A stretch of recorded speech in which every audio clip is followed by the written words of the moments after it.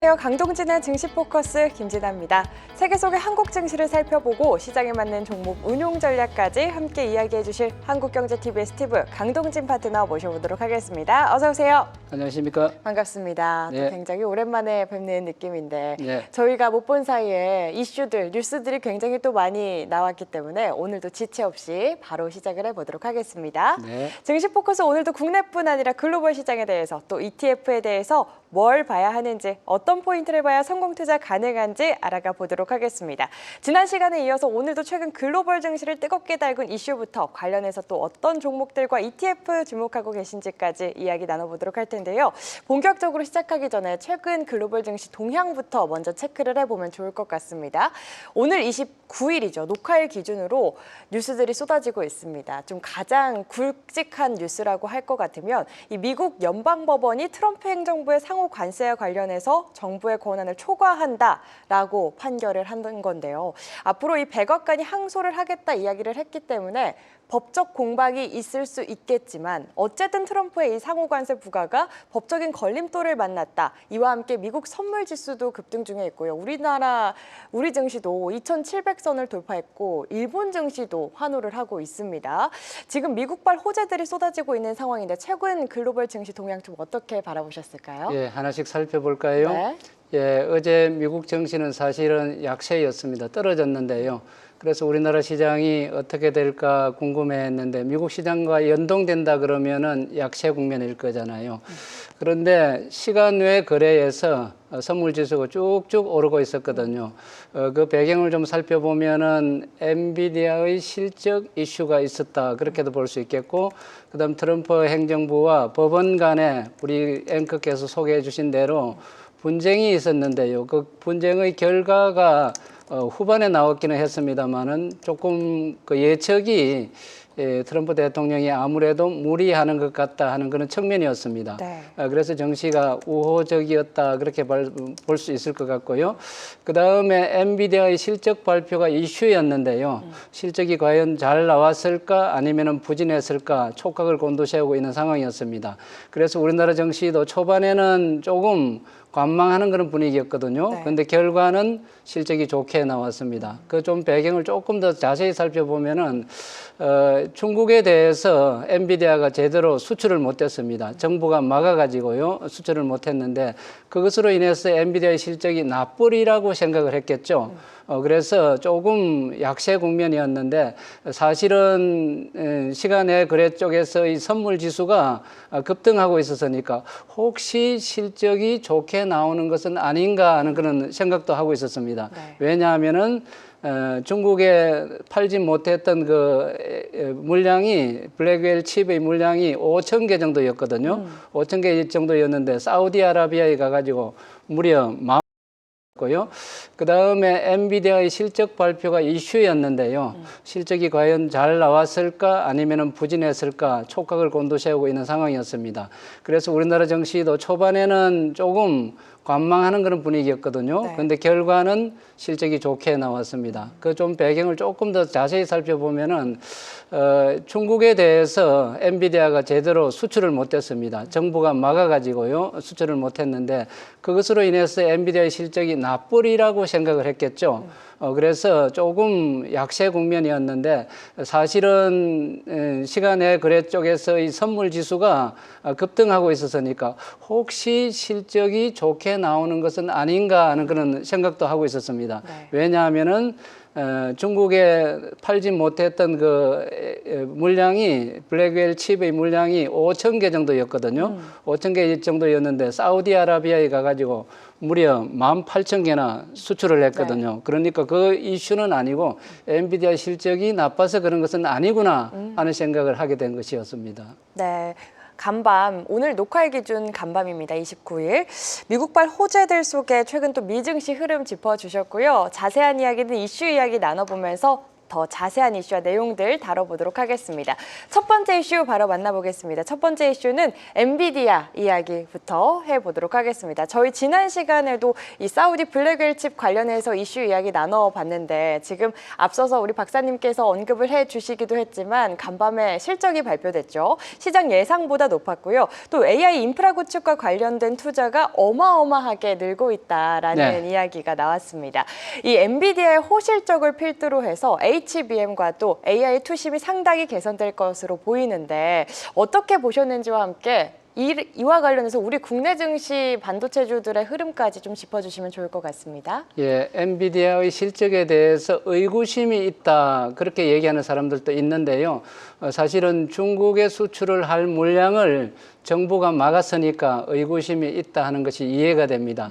그러나 그 물량보다도 더 많은 물량이 중동 지역에서 사우디아라비아와 아랍에미레이트 연합에 트럼프 대통령과 함께 순방하는 과정에서 대규모의 수출 계약을 체결했거든요. 네. 그래서 그 물량이 있기 때문에 엔비디아는 순풍에 돛을 달았다 해도 과언이 아닐 정도로 앞으로 상황이 좋으리라고 그렇게 생각하고요. 돌발적인 그런 악재가 있지 않는 이상에는 엔비디아와 관련된 블랙웰 칩과 관련된 그리고 전반적인 IT 분야의 그 시황과 관련되어서는 먹구름이라기보다는 화창한 그런 경기가 예상된다 그렇게 말씀드려야 될 것 같습니다. 네, 우리 국내 증시 반도체주들도 그러면 당연히 조금 훈풍을 이어받을 수 있을까요? 있겠죠. 예, 전반적으로 엔비디아와 관련되는 업종 종목군 제일로 관련성이 높은 종목이 하이닉스거든요. 네. 하이닉스의 실적도 대단히 좋게 나오고 있는데 거기에다가 앞으로의 매출 규모가 더 늘어나는 구조니까 하이닉스를 중심으로 우리나라의 반도체 업종 종목군도 좋은 흐름을 이어가지 않을까 그렇게 생각하고요. 그 다음에 삼성전자가 좀 문제가 되는데 엔비디아의 공급원을 따기 위해서 굉장히 노력을 많이 하고 있는데 될 듯 하면서도 잘 안 되고 있는 그런 상황이거든요. 네. 그래서 삼성전자도 블랙웰 칩과 관련된 HBM의 공급 활로를 좀 뚫는 그런 노력을 더 해야 될 것 같고요. 성공을 해야 좀 더 우리나라의 반도체 업종 종목군도 활기를 더 찾지 않을까 그렇게 말씀드리고 싶습니다. 네, 국내 하이닉스 같은 경우에는 어제 엔비디아 실적 발표를 또 대기를 하면서 기대감과 함께 상승 흐름 보여주는 모습도 보여줬었는데 저희 지난 시간에 이 사우디 블랙웰 칩 공급 계약 이슈와 함께 상승 랠리 이어가고 있는 엔비디아 관련해서 이야기 나눴었죠. 추가적으로 더 자세한 이야기 해주셨고요. 실제로 일본 쪽에서도 이번에 관세 협상에 있어서 AI 칩 규모를 1조엔 규모로 하겠다 이런 협상 카드를 내밀고 있다는 소리가 들릴 정도로 각 국가뿐만 아니라 빅테크 업체들이 또 데이터 센터에 들어가는 AI를 확보하기 위한 경쟁을 서두르고 있는 모양새이고 실적과 관련해서 긍정적인 이야기들이 많이 나왔기 때문에 이 실적 발표 이후에 시간의 거래에서 5% 이상 급등하는 흐름을 또 보여주지 않았나 싶습니다. 관련해서 우리 시장에는 어떤 영향을 줄지까지 박사님과 함께 이야기 나눠봤고요. 계속해서 두 번째 이슈 이어가 보도록 하겠습니다. 이 트럼프 대통령이 EU 회원국 제품에 대해서 최대 50%에 달하는 높은 관세를 부과할 수 있다고 말했죠. EU와의 무역 협상에 아무 진전이 없기 때문에 이런 높은 관세를 부과한 것 같은데 이에 주요 증시는 물론 비트코인 등 대부분의 가격이 급락했습니다. 이런 상황에 대해서 EU는 좀 어떤 대응을 할지 시장의 여파는 어떨지 그리고 트럼프 대통령은 왜 관세를 포기 못하는 것인지 궁금하거든요. 어떻게 보세요? 예, 트럼프 대통령 보고 관세를 포기하라 그러면은 대통령 측에서 물러나라 하는 정도의 그런 비중일 것입니다. 미국의 재정 수지 적자 규모가 대단히 큰 규모이고요.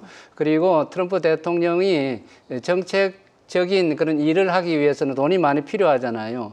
그 두 가지 관점 때문에 하나는 미국 국익을 위해서, 하나는 트럼프 행정부의 안정적인 그런 그 운용을 위해서 돈이 좀 필요하다 그렇게 말씀드릴 수 있겠고요. 현재의 구조로는 미국 재정을 감당하기가 어렵다는 여건이 있기 때문에 관세 부과와 관련되어 가지고 절대로 물러설 수 없는 그런 여건이다. 그렇게 여러분들이 오히려 이해를 하는 게 좋지 않을까 그렇게 생각됩니다. 알겠습니다. 이 유럽연합에 부과한 관세 이슈와 함께 또 간밤 법적인 걸림돌을 만난 트럼프 행정부의 상호 관세 부과 이야기 나눠보면서 미증시 동향 좀 체크를 해봤는데 네. 개인적으로 조금 궁금한 부분이 있습니다. 네. 오늘 한국은행이 금리 인하를 했잖아요. 예. 0.25% 인하를 했는데 올해 안에 2차례 더 할 수 있겠다라고 이야기를 했습니다. 그만큼 지금 경기 침체가 이어지고 있다라는 뜻인 것 같은데 이와 함께 우리가 전략을 또 다시 세워봐야 할 것 같아요. 국내 증시 전략을 좀 세워본다면 어떻게 세워보면 좋을까요? 예, 한국은행이 경기 부양을 위해서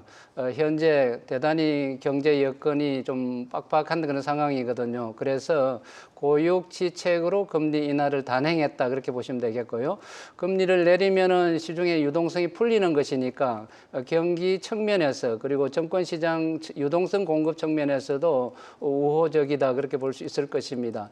이것이 이제 정치 지금 굉장히 선거 이슈와 맞물려 가지고 여러 가지로 해석을 할 수는 있는데 새로운 정부에서 이제 수혜를 받는 그런 유형이 되겠죠. 그것은 새 정부에서 어떤 그림을 그리느냐에 따라서 금리 인하 효과가 더 나타날지 아니면은 조금 불협화음이 있다 그러면은 덜 나타날지 이건 정해지리라고 생각하고요. 금리 인하는 정해진 수순이었다 그렇게 이해를 하시면 좋을 것 같습니다. 네, 이렇게 글로벌 증시부터 국내 증시까지 시장을 뜨겁게 달군 이슈와 또 그에 따른 전략까지 세워봤는데 그렇다면 이 가운데 ETF 흐름은 어땠을지 이야기 좀 해볼까 합니다. 네. 우리 박사님께서 최근에 좀 주목하고 계신 ETF가 있을까요? 예, ETF가 여기저기서 하나씩 속속 나오고 있는데요. 최근에 국내 운용사에서 ETF를 하나 또 만들어냈습니다. 네. 만들어냈는데 우라늄 채굴사부터 SMR까지 미원전 밸류 체인 ETF 해가지고 하나 출시했거든요. 네. 신한금융 쪽에 솔이라는 ETF인데요. 여기에 보면은 원자력과 관련된 종목들이 너무 많이 나와가지고요. 제가 이걸 정리를 했습니다. 네. 원전은 선호하는 쪽의 그룹도 있고요. 그리고 조금 부담스러워하는 그런 그룹도 있는데 제가 생각하기에는 저는 원전 쪽을 일을 했고요. 그리고 사우디의 SMR, 우리나라의 SMR을 가서 제가 프레젠테이션도 하고 그랬었거든요. 네. 그래서 대단히 중요하고 꼭 필요한 영역이다 그렇게 생각을 하고 이 자료들을 좀 준비를 해봤습니다. 볼까요? 서울 ETF에서 원전 관련 ETF를 만들었는데요. 이게 거의 처음이다 그렇게 생각하면 될 것 같고요.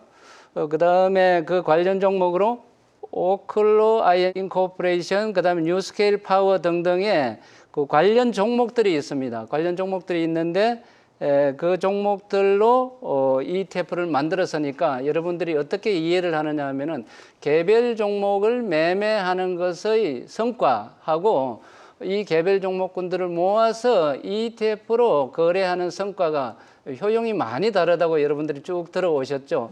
그래서 그 원자력 관련 ETF가 하나 출시되었으니까 그와 관련된 내용들을 파악할 때 이들 종목군들이 합성해서 ETF로 만들어졌구나 그렇게 이해를 하시면 좋을 것 같습니다.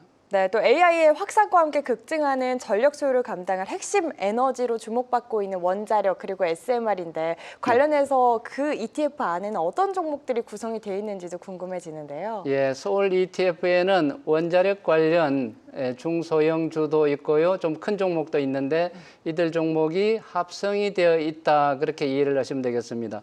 조금 생소한 이름들인데요. 온클로라는 종목이 있고요. 뉴스케일 파워라는 종목은 좀 유명하거든요. SMR 관련 종목으로요. 이 종목도 있고 그 다음에 나노 뉴클리어 에너지라는 종목도 있고요. NRG 에너지라는 종목도 있고 그 다음에 가운데 카메코라는 종목도 있습니다. 이 카메코는 세계적인 우라늄 공급 업체다 그렇게 이해를 하시면 될 것 같고요.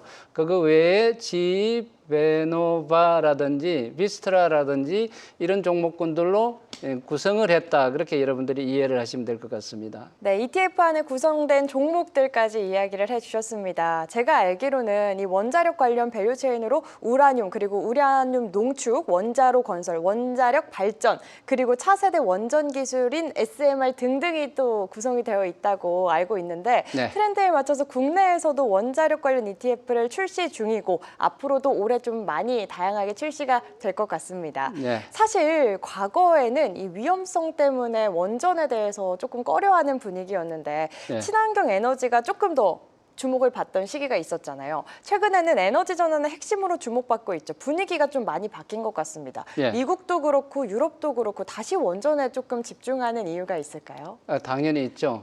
AI ETF하고 여러분들이 그 관련 지어 가지고 좀 생각해 볼 필요가 있겠는데요. 전력이 많이 소요된다 하는 얘기는 들으셨고요. 네. 그래서 전력 없는 AI는 없다 그런 얘기를 하는 사람도 있습니다. 그 정도로 AI 산업에는 전력을 많이 필요로 한다 그렇게 이해를 하시면 되겠고요. 데이터 센터들을 여기저기 짓게 되는데 전력 문제 때문에 곤란을 겪는 경우도 많다 그렇게 보시면 되겠습니다. 그다음에 원자력 쪽은 대형 원전이 있고요. 대형 원전이라면은 그 파워 사이즈가 1,400메가와트급 정도 되는 파워가 있고요. 굉장히 큰 대형 원자로가 되겠죠. 네. 그다음에 중소형 원자로는 3,400메가와트급이 있습니다. 이걸 SMR이라고 그럽니다. 그래서 이 두 개의 영역이 있는데 대형 원전은 지역별로 광범위한 지역의 전기 사용을 커버하기 위해서 큰 용량으로 짓는 것이고요. 예를 들어서 우리 울진 원전이라든지 고리 원전이라든지 이런 것들은 대형 원자로거든요. 네. 그런 원자로가 있고 아직 일반화되지는 않았습니다만 소형 원자로가 있습니다. 예를 들어서 한국원자력연구소에 있는 조그마한 원자로 300메가와트급짜리의 연구용 원자로라든지 이런 것들이 SMR이고 중소형 원자로거든요. 그래서 이런 원자로도 필요한데 데이터 센터에 맞는 원자로는 무엇이 되겠습니까? 큰 원자로가 되겠죠? 큰 원자로는 이제 송배전이라든지 소열 이런 모듈 게 원전. 복잡하게 네. 되겠죠. 네. 그리고 너무 큰 사이즈로 관리하는 것도 어려울 것 같고요. 그래서 거기에 맞는 원자로요. 그래서 소형? 맞춤형 원자로, 맞춤형. 예, 아. 중소형 원자로가 필요하겠죠. 네. 그래서 데이터 센터 근처에는 이 중소형 원자로가 필요하니까 SMR 얘기를 여러분들이 많이 듣게 되는 것이다. 그렇게 이해하시면 되겠습니다. 네, 원전의 필요성과 또 효율성에 대해서 준비해 주신 자료와 함께 설명을 더 해주시면 좋을 것 같아요. 예, 원전은 원래 굉장히 그 환경 친화적이고 그다음에 효율이 높고 그다음에 경제성이 뛰어나다. 그런데 사실은 반원전 쪽의 단체 분들이 있기 마련이거든요. 그 이분들이 또 주장하는 것은 정반대를 얘기하는 겁니다. 위험하고 효율이 높지 않고 그리고 주민들 등등의 반대가 심하다 하는 그런 의견이 있거든요. 그래서 이 의견을 조합하는 것이 참 중요하다 그렇게 말씀드릴 수 있겠고요. 그 다음에 원전은 전기 사용량에 대해서 여러분들이 이해를 하게 될 것인데 원자력 발전소 위에 수화력이라든지 그 다음에 화력 발전소를 많이 지어야 우리가 전력 소모량만큼의 전기를 공급받게 되는데 그걸 감당하기에는 여러 가지로 불효용적이거든요. 그러니까 경제성이 안 맞다든지 그다음에 그 부지를 확보하는 것이 어렵다든지 이런 장애 요인들이 많다는 얘기죠. 근데 원전 건설은 중소형 그 발전소라든지 이런 것에 비해서 굉장히 사이즈가 크기 때문에 충분히 공급할 수 있는 전기 에너지를 생산을 할 수 있는 것이니까요. 이런 장점이 있다 그렇게 보시면 되겠고요.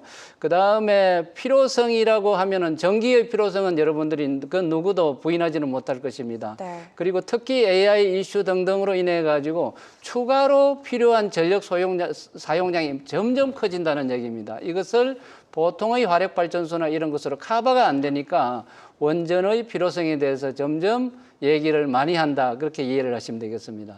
네, AI 확산과 함께 급증하는 전력 수요를 감당할 핵심 에너지로 주목받고 있다. 에너지 전환의 핵심으로 주목받고 있는 원자력에 대한 관심이 늘어나는 만큼 우리도 투자 전략을 세울 때 그 추세에 좀 탑승을 해봐야 할 것 같은데요. 예. 국내 원전 관련 종목들의 동향은 조금 어떤가요? 국내 원전 동향요. 원자력 관련 종목군들이 있기는 있는데요. 워낙 활성화가 안 되어 가지고 예, 그 종목들을 한번 좀 살펴보도록 하겠습니다. 네. 예, 제일 1등 종목이요. 두산 에너빌리티라는 종목 들어보셨습니까? 아유, 그럼요. 이게 주기기를 설계하고 그다음에 제작하고 공급하는 업체인데요. 원자력 발전소의 뭐 아버지다 해도 관련이 아닐 정도로 굉장히 핵심적인 종목입니다. 이것 종목 외에 설계하는 종목으로는 한전기술이라는 종목이 있는데요. 예전에 원자력 연구소에서 이 설계 업무를 했었는데 원자력 연구소는 본연의 R&D 업무만 하고 이걸 한전기술 쪽에 기술 인력들을 전부 보내가지고 그쪽에서 전담을 하게 되어 있습니다. 그래서 한전기술이라는 종목이 주기기 쪽의 주력 종목이다. 그렇게 말씀드릴 수 있겠고요. 네. 그 다음에 좀 복잡하니까요. 나머지 주변 쪽에 송배전 쪽이 있거든요. 원자력 그러면은 전기를 생산하고 난 뒤에 배전, 송전하는 쪽이요. 그러니까 전기를 보내는 쪽이죠. 이 보내는 쪽은 변압기라든지 그다음에 전봇대라든지 전선이라든지 이런 거 생각하면 될 거예요. 그와 관련된 종목으로는 HB 현대일렉이라는 종목이 있고요. 그 다음에 LS일렉이라는 종목이 있고요. 그 다음에 효성중공업이 있습니다. 이 세 개가 송배전 쪽의 삼총사다. 그렇게 생각하고 여러분들이 외워서 활용하셨으면 좋겠습니다. 네, 국내 원전 관련 종목들 동향 체크를 해주셨는데 또 궁금해지는 게 국내에 상장된 원전 ETF도 궁금해지거든요. 앞서서 예. 신한에서 만든 솔 ETF 이야기를 해주셨는데 그 예. 밖에 또 다른 ETF들도 있을까요? 예, 이제 하나씩 원자력 관련 ETF들이 만들어지고 있는데요. 네. 하나로 원자력이라는 ETF가 생겼습니다. 이 ETF 종목도 이제 여러 가지 관련 종목군들이 매달려 있겠죠.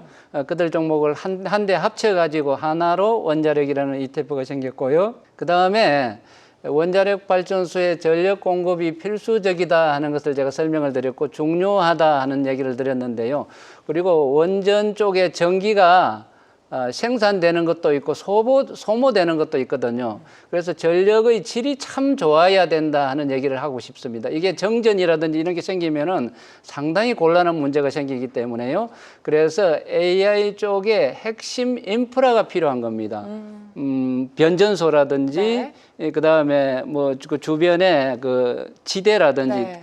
인프라들. 예, 인프라라든지 근데 도시 지역 이런 데는 안 되거든요. 청정한 지역이어야 되고 네. 그다음 물이 충분히 공급이 돼야 되고 이런 지역이요. 이런 데가 필요하니까 이게 인프라라고 얘기할 수 있겠죠. 그래서 코덱스 미국 AI 전력 핵심 인프라라는 종목도 있습니다. 원자력 관련일 것 같지도 않은데 원자력 관련이라는 얘기죠. 네. 그다음에 또 종목을 좀 살펴봐 드리면은요. 그다음에 솔 미국 AI 전력 인프라라는 종목도 생겼고요. 언제 생겼는지 하나씩 자꾸 생겨나고 있습니다. 그다음에 좀 보여드리면은요. 타이거 글로벌 AI 전력 인프라 액티브라는 종목도 생겼고요. 차트 보니까 제법 길죠. 네. 예, 그러니까 시간이 오래됐다는 꽤 얘기죠. 예전에 한 생긴. 2년 정도 되었다는 얘기죠. 네. 이미 만들어져 가지고 지금 활발하게 운영되고 있다. 그렇게 보시면 되겠고요. 네, 원전 관련 ETF 또 네 가지 소개를 해주셨는데 예. 원전 ETF라고 해서 단순히 딱 원전만 국한되어 있는 게 아니라 그 범위가 상당히 넓다라는 것을 예. 또 깨달을 수 있었던 것 같습니다. 강동진 파트너와 함께하는 증시 포커스, 글로벌 시장의 흐름과 이슈 그리고 주목하고 계신 업종별 ETF까지 확인해 봤는데요. 마지막으로 우리 시청자분들께서 꼭 기억해야 할 체크 포인트가 있을까요? 체크 포인트요. 원전과 관련되어 가지고 여러분들은 우호적인지 아니면은 좀 반대하는 편인지 그걸 좀 제가 점검해 보고 싶고요. 예전에는 원전 그러면은 그 대체 연료 에너지원들이 많이 발굴되고 그래서 원전이 좀 위험하기도 하고 그다음에 우라늄과 관련되어 가지고 방사능 오염과 관련된 그런 이슈도 있고 그래서 반핵 반원전이라는 그런 단체들이 있었거든요. 엄연히 지금도 엄연히 존재하는 거고요. 그래서 사회적인 그런 그 합의라든지 이런 게 중요하다 그렇게 말씀드릴 수 있겠고, 그 다음에 전력은 뭐 너무 모자란 상태거든요. 지금 계속 산업이 발전하고 그 다음에 AI 이슈 이런 것으로 인해 가지고 전력 사용량도 많이 늘어나고 이런 상황인데, 그래서 사실은 원전이 굉장히 청정 에너지거든요. 고급 에너지고. 그래서 이걸 인정한다 그러면은 더욱 좀 종합화하는 그런 체계적인 정치적인 그런 활동이 필요하지 않을까 그렇게 생각합니다. 네, 오늘 정말 이슈도 많고 준비해 주신 내용도 많아서 이 시간이 굉장히 짧게 느껴졌는데 네. 더 자세한 전략 궁금해하신 시청자분들을 위해서 오늘도 선물 챙겨주셨다고 들었습니다. 예, 선물. 어떤 선물일까요? 선물 같은 선물이라고요. 선물 제가, 같은 선물. 예, 그때 굉장히 왕성하게 활동할 때는 그렇게 이름을 지었는데요. 요즘은 제가 선물 같은 ETF라고 얘기를 많이 합니다. 그 정도로 ETF에 대해서 홍보를 많이 하는 그런 편이고요.